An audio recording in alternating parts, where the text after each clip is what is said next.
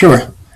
Well, basically, what we're discussing today is a roadmap of sorts. All marketers and entrepreneurs are at various levels stuck. There's just so much to learn. From beginner to seasoned pro, we're all looking to get better at what we do, and we're always looking for an edge. It's basically our defining characteristic.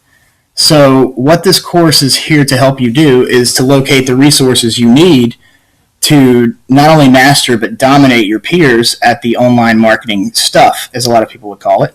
And by stuff, we mean I'm going to show you something called the digital revenue engine, which is part of our methodology that we've created for Unfunnel for startups and small businesses looking to get off the ground with very little budget. Conference blocked. So first off, I'm going to exploit what is wrong with the biggest fad in marketing that seems to never die. And let's hope it stays that way. That way we can keep a competitive edge.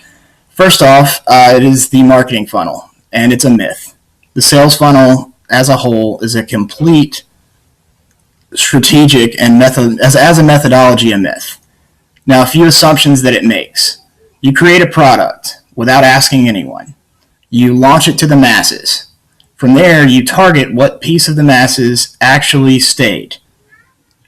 You believe you have control of the audience. You can turn them into leads, convert those leads into paying customers. Nobody has control but you. After a sale, the process is over, so that they fall out of a funnel, and that's it. You sold them, good, we're done. And there's also the biggest myth that's a big piece of it that we'll exploit today is more traffic equals more sales. The more you tell, the more you sell. Everybody has heard this at some point. It's an old school lie that's bedded in a myth. The marketing controls its own fate at each step of the marketing funnel is also not true. So with the advent of social shares and peer-to-peer relationships and even customer-driven feedback or customer-driven design, people want products that solve their problems, not marketing that says its products can solve their problems. People are inherently social in nature. They share, discuss, and whether or not you see it, they rate and review your products. So essentially, people can bring people into this so-called funnel at any time. And they can also take themselves out of it and take multiple people out of it. They're influencers. Every person has an influencer. And the biggest margin in business history realistically occurs after the initial sale, or Amazon would not exist. So first off, let's exploit the fact that you do not have a traffic problem.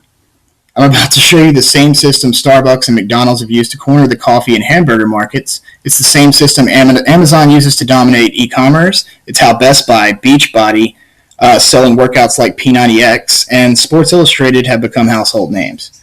It works for small and enterprise business levels.